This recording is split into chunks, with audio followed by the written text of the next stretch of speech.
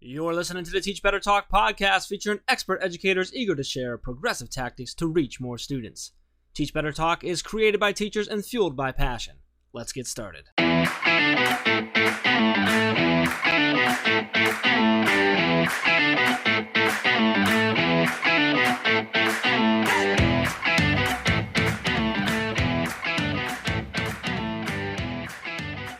Hey everyone, welcome to episode 227 of Teach Better Talk. My name is Ray Hewart, and as always, I'm with that other guy that keeps showing up, even though we keep giving him the wrong time for the podcast, Mr. Jeffrey Gargis. How are you, Jeff?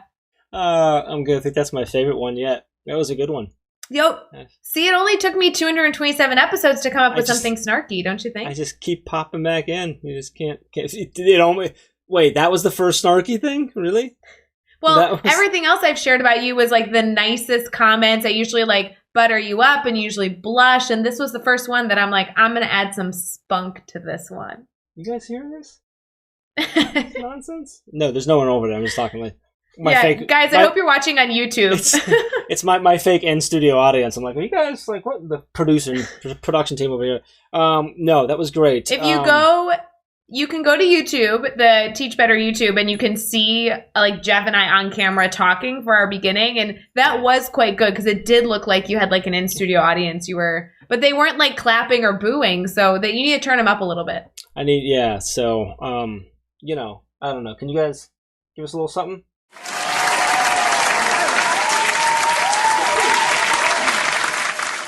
And that'll go really well. There we go. So, yeah. I'm doing well. Hey, Jeff, someday we're going to be in like some high-end, fancy podcasting studio where we can bring in members of the Teach Better family to be like in audience members. I see this. But for right now, we're just both in our basement. Are you picturing like our podcast becoming basically like a Tonight Show? But of course. Wait, it. Is that not what you're assuming this is? That's what I thought we were working towards. I'm 1,000,000% on board with this idea. Yes. I am loving it. Good. I'm glad. I was a little nervous there. Otherwise, I have to get another host. That wasn't the vision I had. The vision I had was that I was just kind of hoping for it to be done at this point and be over. I was like, is 227 enough? Can we call it quits? Do I have to keep doing this? But here we are. How about like 2:30? We can be done at 2:30, don't you think? No. Anyway, I do want to... I want to jump into this episode because it is a little bit longer episode. I asked a bunch of follow-up questions because I love this guest. No, really good questions. Really good questions. Don't get me wrong. This is really good stuff. I think a really important thing for everyone to hear. But it's a little bit longer than normal, so I wanted to dive right in. But I wanted to highlight a review because those of you who leave us reviews on places, primarily Apple Podcast, I hope you realize that does a lot of good for us as the show, but also then allows us to then be seen by more, which then shares these stories with more people and therefore impacts more lives and impacts more students' lives, and that's the goal of all of this. So we appreciate these reviews, so we want to keep shouting out people. So do you want to shout this one out or do you want me to? Do you have it up? Go crazy, boss. You're in charge. So this one comes from Got Tech Ed. Pretty sure I know who that awesome person is. But they say, this podcast and the Educational Collective is one of my favorites in the world of education, authentic in every way. I listen to learn, and I often find myself laughing at the banter between Ray and Jeff. This podcast should be on every teacher's podcast player. And then in all caps, respect. Respect. So I like that. So somebody likes our banter. You know what? It's not me, but somebody does. You're right. And that review also ended with a hashtag Team Ray, right? Is that what happened? No. Does it say? No. At the end? Did not. Are you sure? No. Double check, Jeff. Double check. It ended with a hashtag Team Ray the same way that Britney's shirt somehow said hashtag Team Ray, even though it was a hashtag Team Jeff. Anyway. Okay, we'll get to that later in the episode. This episode, Britney Wolf, you may know her if you're on our website at all. She's one of our speakers in our Teach Better Speakers Network. And we love Britney. She's a huge advocate for the Tourette's community. As someone who was diagnosed with it when she was very young, she does such an awesome job with that. She creates YouTube videos and has been doing that for a while. We touch on that. We dive into a little bit about, just learn a little bit more about Tourette's. I think we can never continue. We should never stop learning about these things. We never know enough about what other people are going through. And I think she provides some really great advice from that viewpoint. That's why we love having her on the Speakers Network. We love chatting with her. She was an awesome speaker last year at the Teach Better Conference, which we were just talking about, like was popping up on our feed again this weekend. So reminded of that, and just super excited to have her on the show. Ray, I know you're a fan. What anything pop out that we need to like really focus on other than her pure awesomeness? Okay, well, her pure awesomeness is just going to come through whether you are looking for it or not. Yes. However, I do want to say because she's on our speakers network, which I know we talk about later, that means that she works with students, she works with teachers. So if you're listening to this right now and you have a conference in mind that you think Britney would be a good fit for, or you want to bring her in to like hype up some of your teachers or talk to some students, like literally this is what she does, guys. And she's so good, so relatable. I always tell her she's like just so human. Yes. She's so approachable talking about this stuff. So I hope you enjoy this, but I also hope you keep her in mind for any events in the future that you think that she'd be a good fit for, because she is powerful. This is a powerful woman. I'm just saying. And with that, let's get in episode 227 with Britney Wolf. Hey everyone, I am so glad that you're enjoying the episode so far, and I just want to give a quick shout out to all the speakers a part of the Teach Better Speakers Network. Our Speakers Network is continuously growing to offer all of our network the most diverse lineup of educators humanly possible to serve your needs, whether it be in the classroom or just coaching your coaches. You can see the full list of the speakers a part of the Teach Better Speakers Network at teachbetter.com/speakers network. We so appreciate these amazing educators who continue to share their insights, and it's a great spot to head over to if you are looking to connect with other educators and or bring someone in with your staff to motivate and talk about best practices. Head over to teachbetter.com/speakers network for the full list. Let's get back to the episode. All right, we were chatting with Britney Wolf. And Britney, it's so awesome to have you on the podcast. I'm super excited. I've known you for a little while.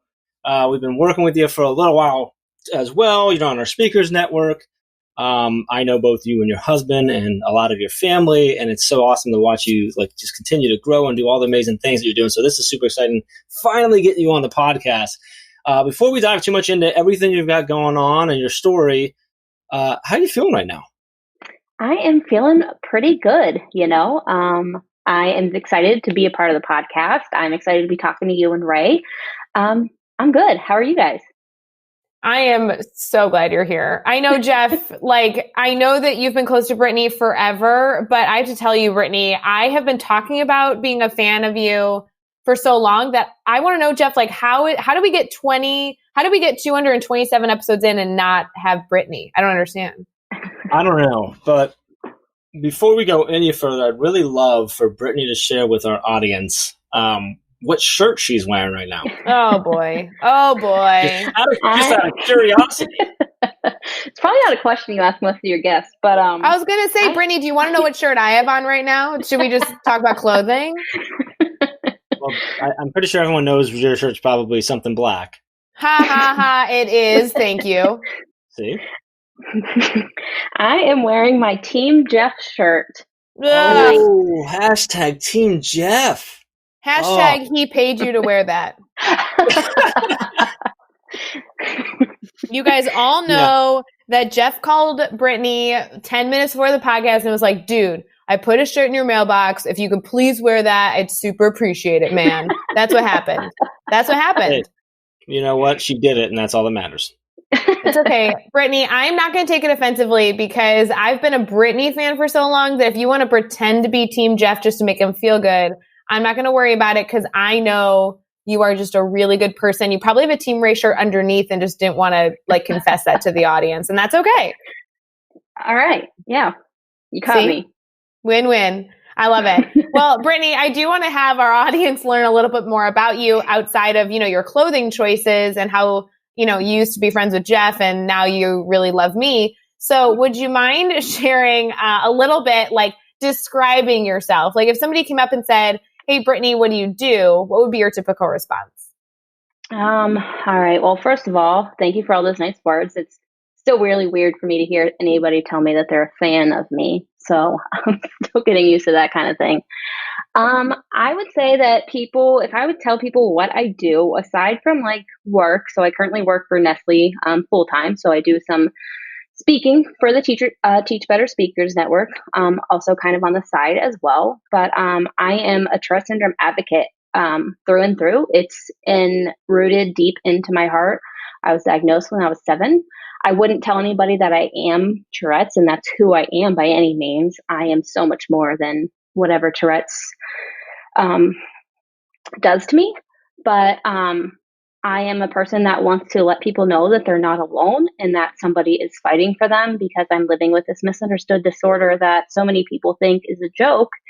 And so many people have this misunderstanding that we can't do things. So I'm just out here. I would like to think that people would consider me to be a fighter and a strong person and a caring person, especially when it comes to this disorder and everything that comes along with it.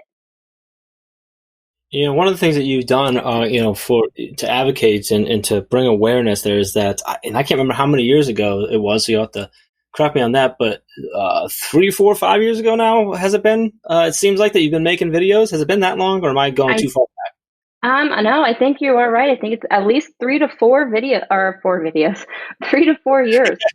Many more videos. And you started making videos on your YouTube channel, and so Ray mentioned that I've known you for a little while, but I knew your husband more than I knew you, and I knew him through his brother and a string of friends there.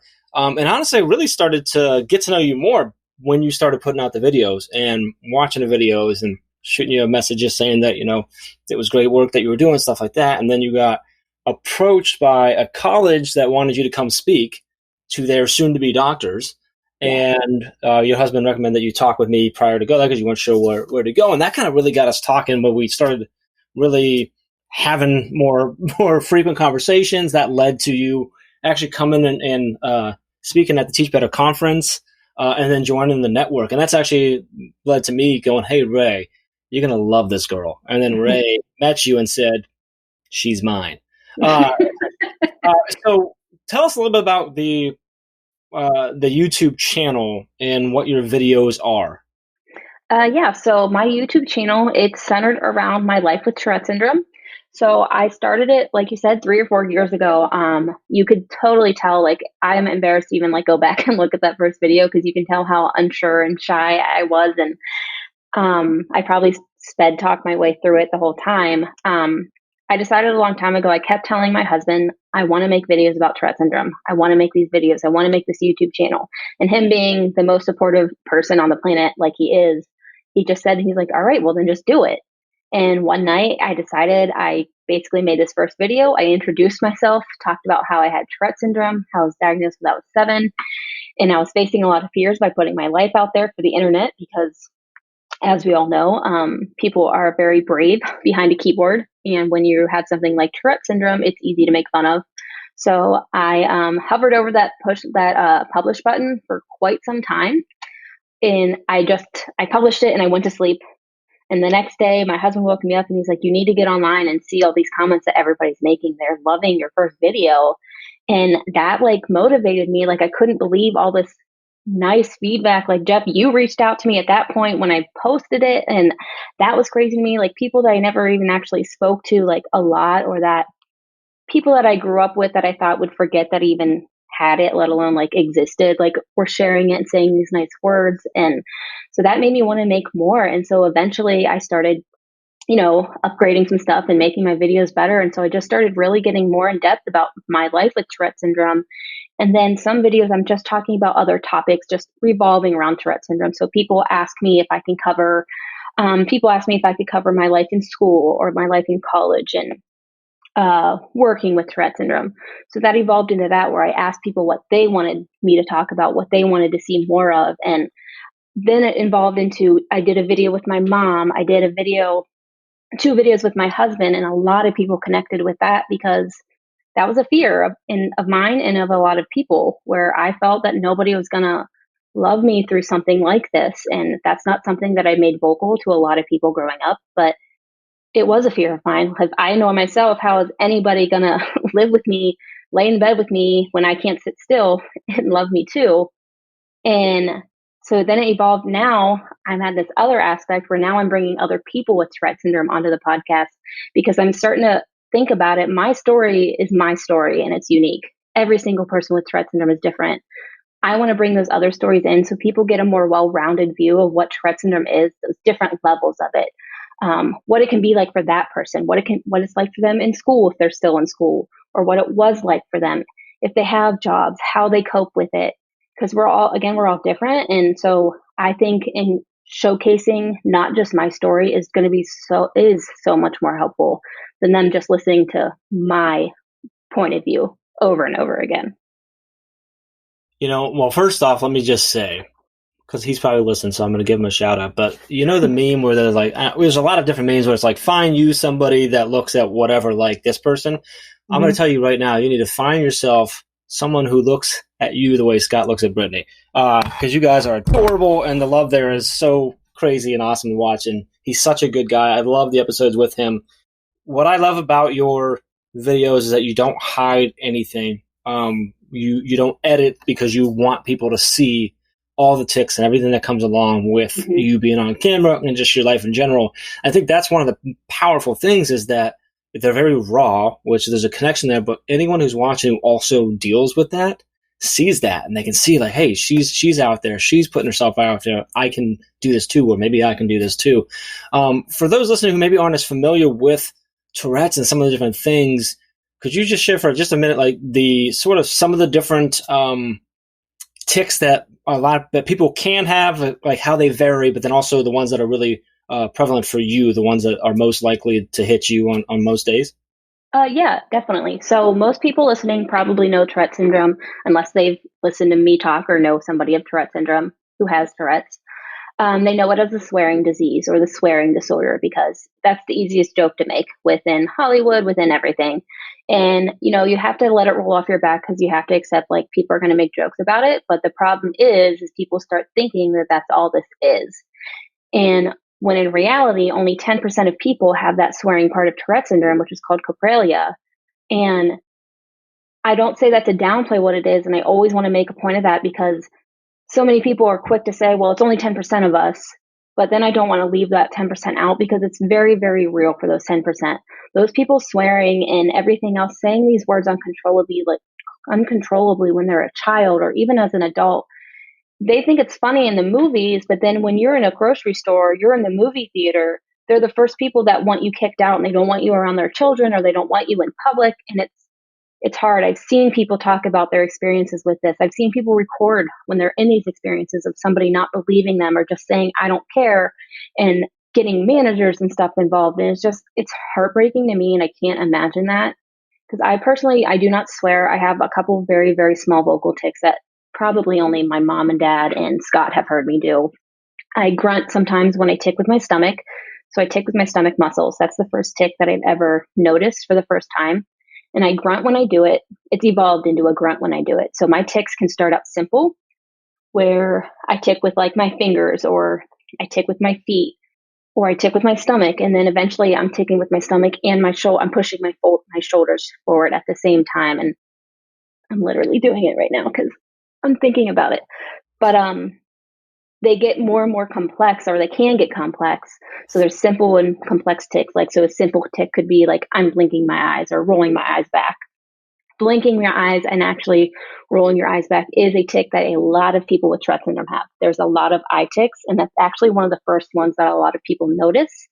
So there's eye tics, sniffing, and like clearing your throat. That's a lot of tics that you'll find a lot of people with Tourette syndrome share. We all still do it in different ways. We're never like exactly the same. However, we can pick up on each other's tics because it can be a trigger.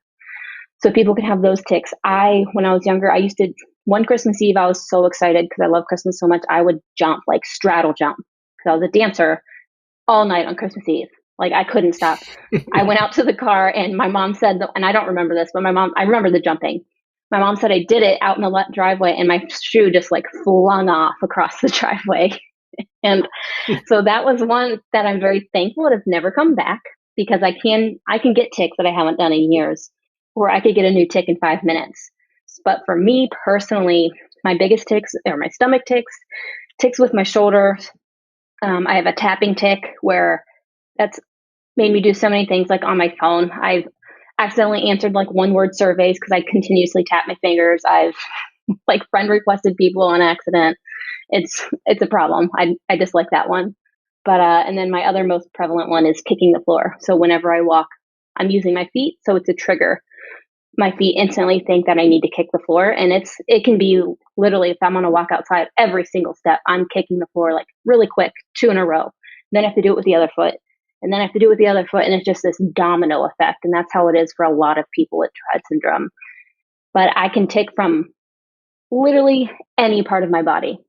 It can be ticking, and they could all be ticking at the same time if it's a bad enough day. And it can change from minute to minute to hour, day to day.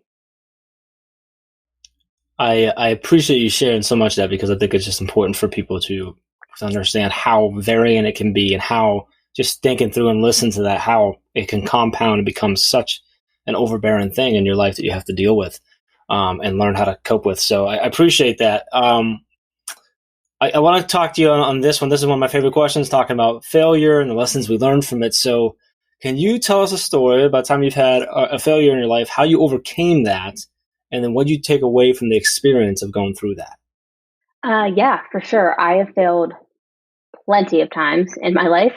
I would say that one of the times that I look back on that I saw that was kind of like a failure, but not, because I am a believer that everything happens for a reason. One of my thing was the beginning of college for me, and just college as a whole. It was very difficult for me. As decent as I was with school, I just didn't enjoy college. So right after high school, my first plan was I was going to go to Akron University, and I was going to major in journalism and minor in dance. I danced for a really long time. It was 15 years at the point of graduating high school. I went and I applied, like I did the dance audition and everything. I did not do well at the dance audition, and that I don't think helped me. It made me feel really bad about myself and second guess what I wanted to do. I got into the dance program, but I was in very low classes, and I was going to do the journalism thing because I wanted to write, and I was in journalism in high school, and it piqued my interest. But not only did I not go to Akron, I ended up not going to college at all that year. I decided that I needed a year off just to relax and not stress out. And I felt like a failure because all my friends were in college, whether it was just a community college or they went to Akron, they were living in dorms, like all this stuff. And I was a year behind all of them when I spent most of my life excelling at school and doing really, really well in school. And all of a sudden I decided that I just couldn't do it. So I failed at my attempt to go to college. I failed at my attempt to not live with my parents because that was also reasoning. I'm very, very close to my parents, and I guarantee you that I probably would have cried the whole first week I was at college because I missed my mom and dad. But so I did. I felt like a failure, but I still went back to school. I went to Kent, Trumbull, and I went for an English major. And so again, my goal, I was graduating in 4 years. I didn't care. I was getting it done. I was going to do whatever it took. And I ended up overloading myself. I have all these big goals, but then life gets in the way. I was on the highest dose of medication I had ever been on for my Tourette syndrome. I was only ever on medication my senior year of high school and in college. And I continuously had to keep upping it. And I had to stop. I was failing at this overachieving mindset that I always have for myself. And I was just taking on too much. And I was at the most stressed and overwhelmed that I could ever be. And it ended up taking me 2 more years. I ended up having to start going to school part-time rather than over full-time because I was also working at the same time. And that for me was a big gut punch because I wanted to be done in those 4 years, especially because I took that year off and it just didn't happen. You know, Britney, I always love hearing your story. Every single time we get to talk, I learn something new about you, and I just learn more about the work you do. And one thing we actually haven't touched on yet is the work that you do to support educators. And I know that you touched on that you do work with the Teach Better Speakers Network, which is so incredible. We're so lucky to have you. But the first time you and I really interacted was when we were talking about you speaking at the first Teach Better conference in 2019. And you were going to share on kind of your experience with educators, your experience in the classroom, being a learner, suffering through teachers that didn't understand what you were going through and, you know, trying to support you in ways that weren't effective or maybe were effective. And so when I'm thinking about kind of like what's exciting you about education, I think I do want to know in our current state, I know it's been a hell of a year, right? In 2020, what is exciting right now about the work you're doing and its relationship to what's going on in education? So I am so excited, for one, to have the opportunity to be a part of the Teach Better Speakers Network. It's a dream come true for me. I've always told my husband and my mom and dad that, like, if I could just go and just talk to people about Tourette syndrome and help people along the way, like, that's a dream come true for me. So it's literally my dreams coming true by speaking at these conferences and people wanting to hear what I have to say, even if it's just a couple people in the room. It is a dream come true. I've always said if just one person connects to something and I help one person, then I did what I wanted to do. But for teachers, this is just, it's such a huge opportunity that I would never even be able to allow myself to deny, because I'm getting to be in front of teachers and show them my life with Tourette syndrome and show them how they can connect with these students that have these, I don't like using the word disabilities, and it's only because there's stigmas with it. I think people think that hear disability and don't hear ability. And so that's the only reason I don't like using that word, but it is what it is. I have a disability and it can be hidden in the classroom. If I'm not ticking a lot in the classroom because I'm concentrated, or I'm concentrating so hard and trying to tick in other ways where the teacher can't see me or my classmates can't see me because, you know, you're nervous about them making fun of you, or you're nervous about the teacher not believing you or kicking you out of the classroom.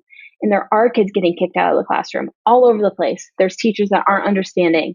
And now that we're in this new world of virtual learning, it's putting this even more immense stress on these kids and having to put themselves on video, and then it being harder for them to hide their tics on video. So now I get to be in front of or talk to these teachers and tell them ways to connect to their students or ways to find out about those hidden struggles. Because somebody with anxiety, or maybe even ADD or ADHD, or even autism and then Tourette syndrome, there are these struggles that a kid is having in the classroom, and the teacher might not realize it. It might just look like they're not paying attention, that they're just like shaking their leg or something, or they're doodling, but really they're doodling because that's what's concentrating them and like grounding them. It's not that they're not listening to the teacher, but they have so much going on internally in their heads and they're too afraid to say it. And finding that connection with your students, like that's what I'm preaching the most, I guess you could say, is finding that connection so the student not only feels comfortable to tell you, but then you and that student can work on what works best for them. Maybe they want to tell the whole class. Maybe they would like you to talk about it somehow to the class, or maybe they just want that to be a thing between you two. But once you open up that door to that student struggling, and it doesn't even have to be, it could be a crack of the door. It's going to mean so much to that student. And that's what excites me. And we're in this world now where I think mental health is starting to get a bit more of a spotlight. And not that Tourette syndrome is necessarily mental health, but anxiety comes with it. People get depression with it and all these things. So I think teachers are really starting to look into that further. And that's what excites me. And it excites me to share my story and what helped me and what meant the most to me from the teachers that helped me, because it was simple as asking, what can I do to help you? And that's all it took. Like, I remember that teacher and that conversation, and I will remember it for the rest of my life. And I just want to create those moments for those student and teachers relationships even more. I want that what can I do for you moment for that student that's suffering. Well, and I want to take that to even be even more tangible, right? So you're all listening to Britney's beautiful story, and she's really just saying that students want to be heard, they want to be seen, they want to be understood. Britney, if you had to give us like a tangible piece of advice, something that maybe, even if you're listening to this in the car, or maybe you're getting ready for the day or just winding down, like something you can literally go do in the classroom sometime soon to connect with your students, what would be your piece of advice that you'd want to give a new teacher or a veteran teacher just to help them be more successful? Yeah. So what I'll do is, and this might have been easier I would just give what my teacher did for me, and he didn't even realize he was doing it. And it might have been easier for him because he was an English teacher, but I do believe that there's ways for other teachers to do it to get to know their students, especially like at the beginning of the year, or I think even like at the beginning of every grading period, you do something to check in with your students. So my teacher, he did journal entries every once in a while on Fridays. Now I love to write, so journal entries were my favorite day. I would be there writing until the bell rang in my journal. And he gave us the option to tell him about ourselves or tell him about a moment that meant a lot to us, or just whatever subject we wanted to write about. So I wrote about Tourette Syndrome. I wrote about the first day that I remember ticking. Like I was very conscious of ticking. And at this point, I was in 10th grade, so my sophomore year, and a lot of my classmates, they already knew I had Tourette Syndrome because I made it very clear to everybody. And he wrote in my journal entry as well, telling me, like, thanking me for sharing that with them. But he also brought my mom in and asked me and my mom what he could do more, like what he needed to know about me and about my Tourette syndrome. And he created that moment for me, that lifelong memory, just by letting me write about what I wanted to tell him about myself. So I know that's probably easier for literature teachers or language arts, reading, what have you. But even if it's just like, I think it could be like a Post-it note that you like, tell me one thing about you that I don't know. You put it on a Post-it note and you collect it like at the beginning of every first 9 weeks or something. Or tell me if, like, give a safe space. Like once you put it on this Post-it note, this is your struggle that you're having. Let me know how you're doing today, or just something like that, because it's just so simple and it just means so much, especially to that student that's dying to tell you something. But you don't know what that opportunity is. You don't know when to tell your teacher, because sometimes it feels like, all right, well, I didn't tell him right away, so now why am I going to tell him out of nowhere? And so then you just get more scared to tell him or her. So stuff like that, little things. I love that advice, but I always love your advice to teachers and stuff. And I think that's one of the reasons we latched on to you so quickly, is because you have this perspective that just, I think, opens up just these ideas of how can I give them that safe space? How can I give them those opportunities to tell me about something about themselves that they were afraid to tell before? Because, as you get through, and you mentioned it doesn't, you don't have to do it at the beginning of the year, do it all the time, because a student gets to know you better. They start being a little more comfortable. Now they may actually open up, and you have this opportunity to connect and create that moment that I've heard you talk about so many times. And the impact that teacher had on you is just incredible. So, great advice. I love that. We're going to do the next 6 questions, Brittany. Your goal is to answer each one in 15 seconds or less. Are you good with that? Sure. All right. What is one technology tool that you cannot live without? Probably my phone. I hate saying it, but I can't live without it. Hey, I'm right there with you. What is give us a book that you're reading right now? I'm actually I just started reading Didn't See That Coming by Rachel Hollis. And it's good. It's very good. I picked it up because, as I know Jeff knows, I lost my grandfather a couple months ago, and it's been very difficult for me. And I picked up that book at Target. And I'm like, I have to get this. It's speaking to my soul.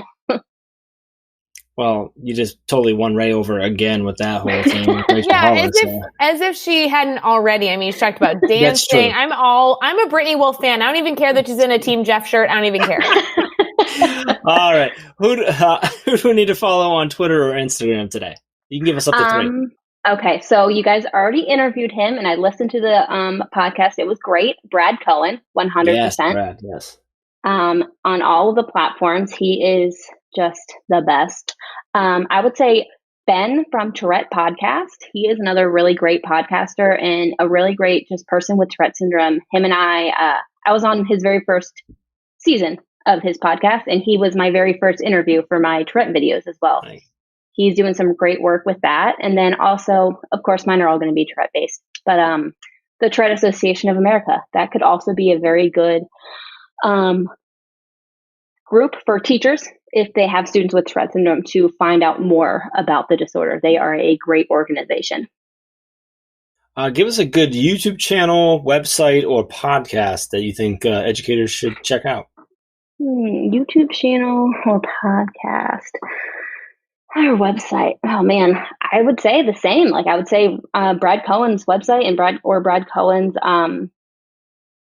his social media handles and stuff and everything that he does because he is a vice principal, I believe, of a school that has Tourette syndrome. And then I think he's a wealth of knowledge. So I would say him again.